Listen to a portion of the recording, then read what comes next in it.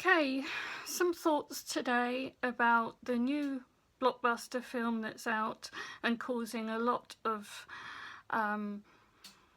a lot of complaints from disability rights activists regarding the representation it gives of disability, basically.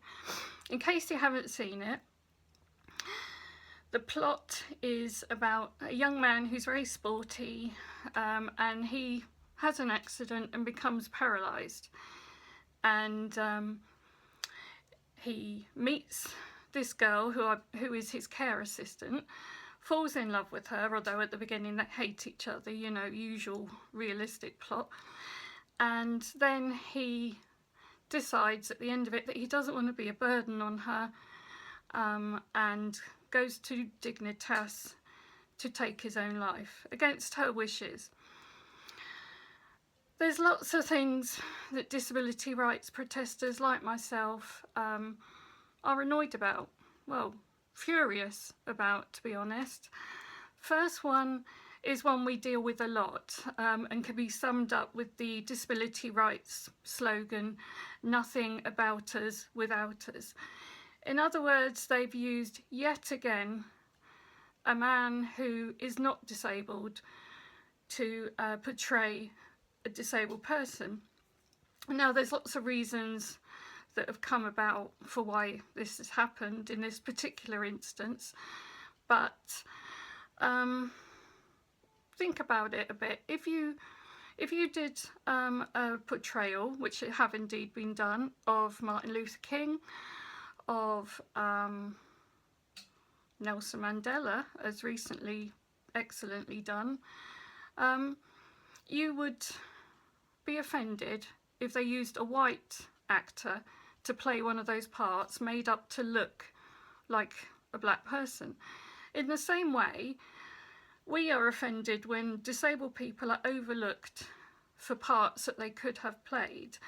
And although in this particular film, in Me Before You, they did say they looked into it and decided it was going to be too difficult, that doesn't really wash with us. However, that is not the main complaint we have about this film. The second complaint is the way they've used such old cliches about disability, and the fact that he falls in love with his care assistant is very far removed from reality. The relationship between people that need care, or someone to help them with daily living, like myself, for example. I employ 3 excellent carers, or PAs as we like to call them.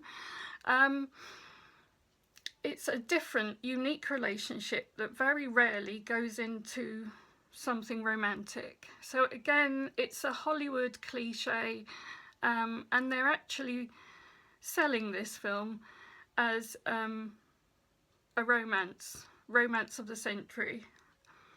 There's nothing romantic about death, and the position that this places this guy in, of deciding that he can no longer be a decent partner for this girl who he has been involved with for 6 months, and that the only option open to him is to top himself, is offensive to many people like myself.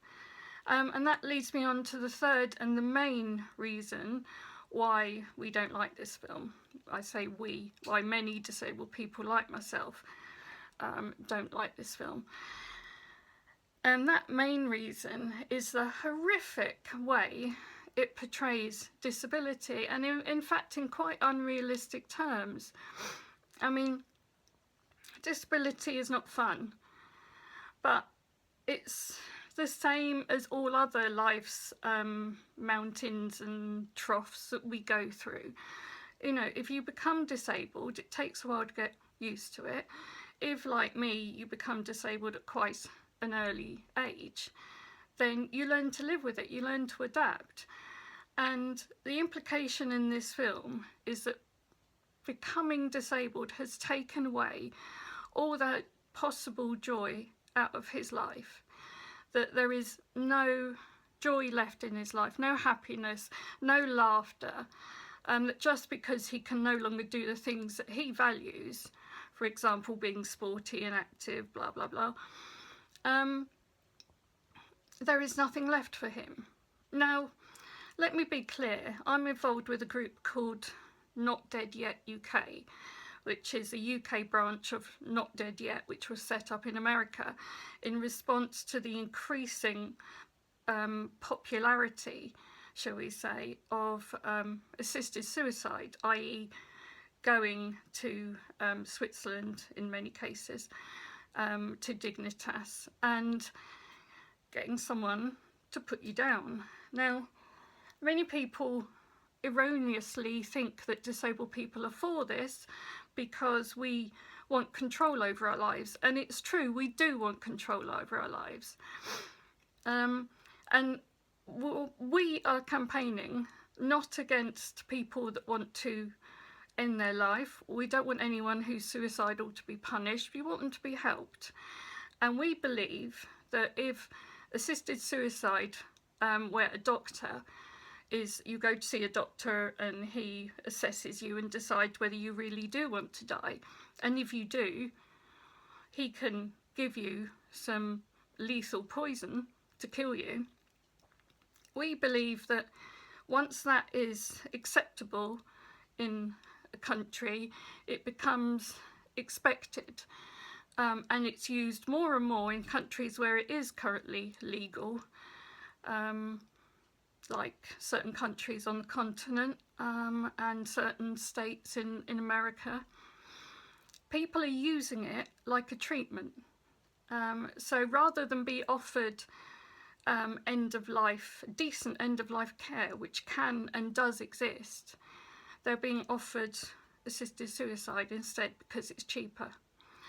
And it's no coincidence that films like this come out. I mean, we've seen this plot in other films, and we've seen it in the UK, for example. We've seen it in EastEnders recently. The idea that your future with your illness, terminal or otherwise, is going to be so poor that there is no reason left for you to stay alive. And people are rightly scared about their end of life because it's built into us as humans. It's built into us to fight, to rail against the dark, as it were.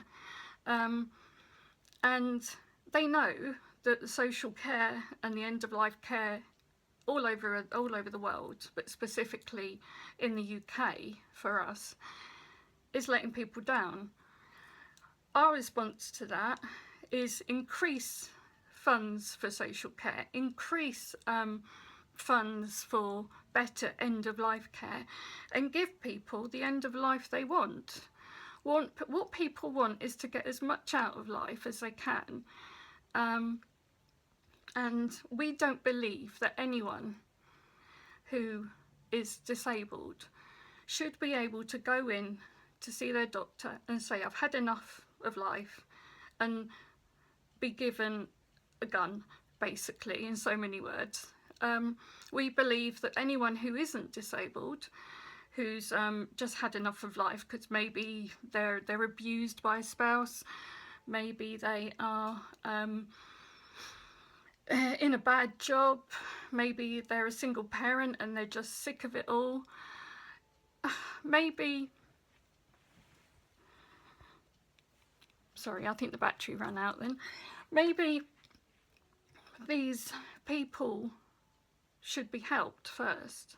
And we believe that if assisted suicide becomes commonplace in the UK, that help will gradually be reduced until a point that anyone who's got anything physically or mentally wrong with them, in inverted commas, will not be given any help. We want to know that if life gets tough for us as disabled people, which it does, I mean, but no more tough for us as disabled people than it does, like I said, for single parents. I don't know how single parents cope. Or if you're living in an abusive relationship. These people are fed up with life and don't think they can go on anymore, and we offer them help. Now, if you're disabled and you go in and talk to a doctor in Holland or Belgium, they offer you assisted suicide, or if you ask for it, they don't really try very hard to talk you out of it. And this film is doing an injustice to the representation of disabled people by showing this as a suitable alternative to suffering. There is suffering in the world. There are people who haven't got enough money for food. There are people whose homes have been bombed. There are people who don't get the right medical treatment, and there are people who are being abused by others. We don't turn our backs on them. As a civilised society, we offer them ways to support them. In the case of Will, who is the disabled man in Me Before You, his only option to make his life bearable is to end it, and to use that as and romanticise that as this film does is it's insulting. It's completely insulting, and it's wrong. Disability is difficult, but we still laugh, we still joke, we still fall in love. I'm married to a wonderful man who has never known me any different, and he loves me warts and all. He knows that the future might get tough for either of us, but that's what marriage is about, isn't it? Fighting together against whatever rubbish life throws at you. Anyway, it's up to you whether you go and see this film or not. I don't advise it unless you really are content watching a film that has no basis in reality.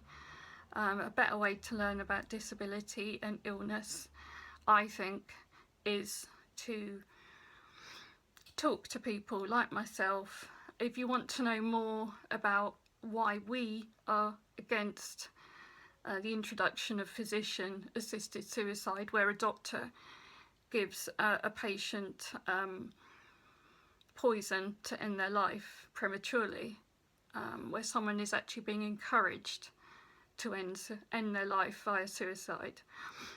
If you want to know more, then contact us through Not Dead Yet UK. Search it on Google. We've got a Twitter page at Not Dead Yet UK.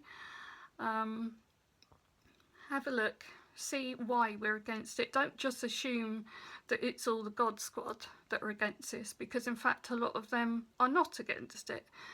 A lot of them are, and we are happy to work with them, but our reasons for being against assisted suicide are because it does not promote a suitable way of giving disabled people and ill people the support they need to cope in life.